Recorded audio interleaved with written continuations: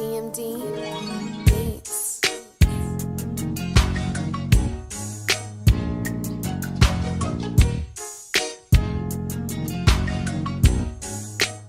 What's up, M&I Squad? It's your girl Yvette, and I'm back with another video. And as you can see from the title, I am doing a story time about being molested by a family member.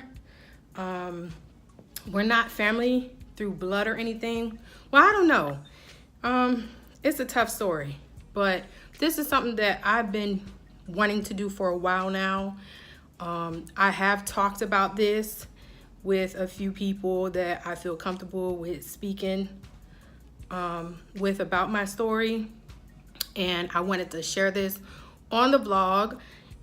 There's a lot of people out there that have been molested and they are afraid to open up their mouth because they're afraid that, you know, they did something wrong. The abuser is always the one that tells people, you know, oh, it's okay, you know, don't tell nobody.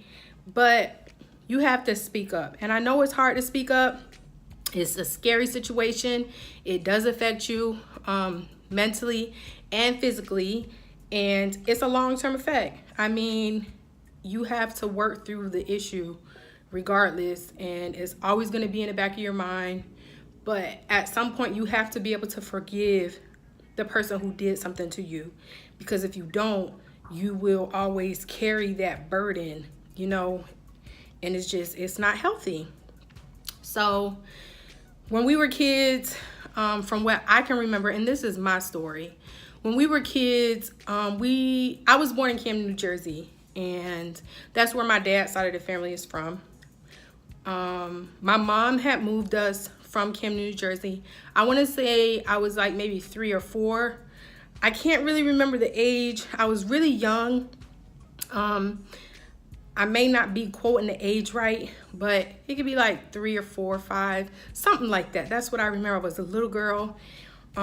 So she moved us to Florida, and we moved from our dad's side of the family. And I don't really remember much of my dad's side of the family, but from the Thanksgiving blog, we are, you know, visiting my dad's side of the family now that I'm an adult. I try to get to know them as much as I can. It feels awkward sometimes because I feel like sometimes that I compromised being molested for not having my dad's side of the family. I know that sounds crazy to some, but it feels that way for me. It feels like I missed out, you know, on my dad's side of the family for whatever reason. My mom wanted to leave Jersey.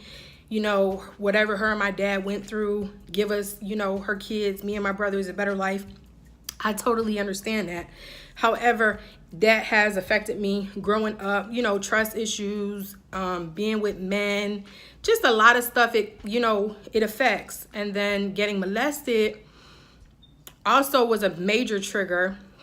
So, I'm not gonna cry, but we moved from Jersey to Florida, and my grandfather, from what I can remember, he used to work on a farm or like managed a farm with his friend. I'm not really sure all the details about that, but I know he used to work on a farm and stuff like that. And they lived in a trailer. It was a big trailer, so it was plenty of space for me, my mom, and my brothers. So when we moved there, it was my grandma, my grandpa, my aunt.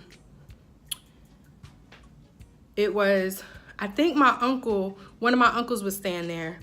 Well, my aunt who was living there, she has a different mom than my mom has. They have the same dad.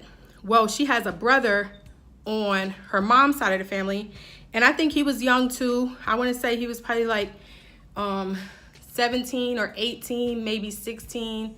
I'm not really sure of the age. Like I said, it happened so long ago, but still to this day it affects me, like I said, because I feel like I compromised being with my dad's side of the family as a kid growing up to being molested, moving to Florida to have a supposedly better life.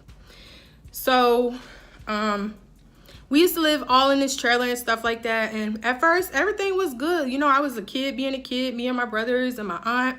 My aunt was the same age as us, so it was always weird. One minute she was our aunt, next minute she our sister, then our cousin, then we wasn't friends. But you know how kids do, kids be kids and stuff like that. But I remember one day, I'm not really too sure where my mom was. She was probably at work, because I know she used to work a lot when we first moved to Florida.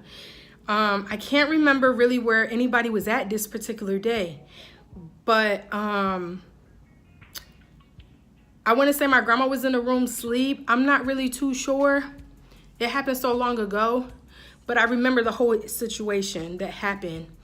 I came inside from playing, and there was this master bedroom in the trailer that was like on the right side of the trailer.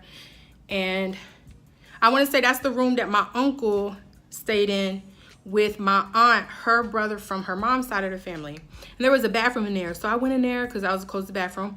I went in there, used the bathroom. And then I came out of the bathroom, and he never really said much to me. It was just pretty much like he grabbed me. And mind you, I'm younger than him. He grabbed me, and I remember I was bent over the bed. My bottoms was pulled down to my knees. And he didn't insert me, but he would like put his private part kind of in the opening of my bottom. And it hurted really bad. And he would tell me, oh, don't say anything. Everything's gonna be okay. And he did that about 3 times, and I never said anything. I never said not one word until I got older. Probably, I want to say by the time I reached maybe the end of elementary school, beginning of middle school, I started opening up to my mom, you know, telling her about this situation. I kind of told some of my family members. And a lot of people kind of didn't believe me, I think, because they never said anything to him. So growing up, I kind of thought it was normal that someone would do that to you, especially a close family, whatever you want to call them. So for a long time, I had carried that burden. And now that I'm an adult, I talk about it all the time because it's something that needs to be spoke about. Like, instead of keeping it in, just get it out, you know. And I think that now that my story has gotten out, I think a lot of more people kind of believe me. I did message this person one time on Facebook because they are friends with my brothers on Facebook, and that is kind of offending, but I really don't say much about it. I just leave it alone. I'm barely on Facebook anyways. But I messaged this person because, you know, he's now married. Well, he was supposedly married. I'm not really sure of the details, but I think he was supposedly married, had a daughter.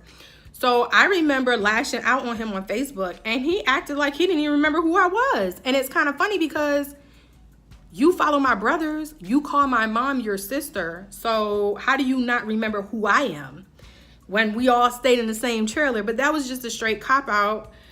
But I messaged this person, and I saved all my Facebook messages, and his apology was sort of like yeah, okay, I'm sorry, I don't remember what I did, but I'm sorry. That was the apology. And I went into details about it, and he acted like he didn't remember anything or nothing like that. But it is what it is. I know my story, and he knows what he did to me. But I'm not doing this video to shame anybody or anything like that. I am simply doing this video because there's a lot of young girls, teenagers, women, even men, little boys, like they go through stuff like this, and they're afraid to tell their story. And I want to let everyone know, like, don't be afraid to speak up. If someone is doing something to you, tell somebody. I don't care if it's not your mom, tell your close cousin. You have to speak up. Tell your teacher, your counselor, you know, your neighbor, your sibling. You tell somebody, because if you don't, you're going to grow up And if you don't deal with it when you're a child, as you get older, it does get hard because you have to learn how to forgive. And I don't think it's easier to forgive as a child, but at least if you can start dealing with the coping process as a kid, when it actually happens, it's a lot easier when you become an adult. So yeah, for me, it's been a struggle dealing with it. I have since forgived the person who molested me. I don't no longer hold a grudge because I needed to be able to forgive so I can move on mentally. I forgive him. God will have to just deal with him. But I just hope that he doesn't do that again to anyone. I mean, especially his own child. Being molested is not a sickness. It's actually a choice. It's all about the decision that they make. And I pray that no one has to go through this. You know, I just want to bring awareness to people and let them know that everything will be okay, but you have to speak up. You have to open your mouth. You have to say something.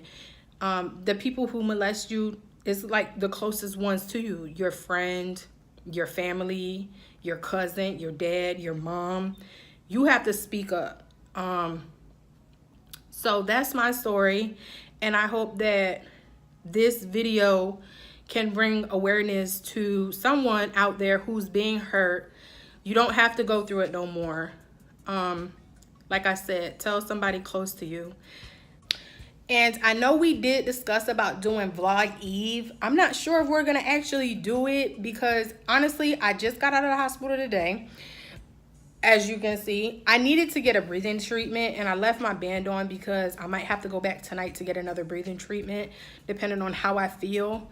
So yeah, if we're able to do Vlog Eve, I hope that it's steady. The videos, some might be boring, but I'm gonna see if we can try to commit that to you guys. I've been wanting to do it. I haven't seen anybody do it yet. Everybody was doing Vlogmas, but I want to do Vlog Eve. So look out for tomorrow's video. We will be doing a reaction video to D&B Nation new music video. Everybody is doing a music video. Me and Malia might have to hit up the studio because we gonna need them bars. Today is no, actually it's not even December no more. What am I saying? We in a whole new year. 2018 better come through. It is January 1st, 2018. And today is actually Malia's birthday. She is not here right now, which is why I'm doing this video. I believe I shared this story with her, not into details. So hopefully when she comes back, she'll be able to see this vlog and we'll be able to have a talk because she might have questions. And if not, then okay. But she is actually out with her uncle. He took her out on a dinner date for her birthday. So shout out to you, Raul. Don't forget to follow our Instagram, M&I Squad. The links will be in the description down below. So until next time, peace out.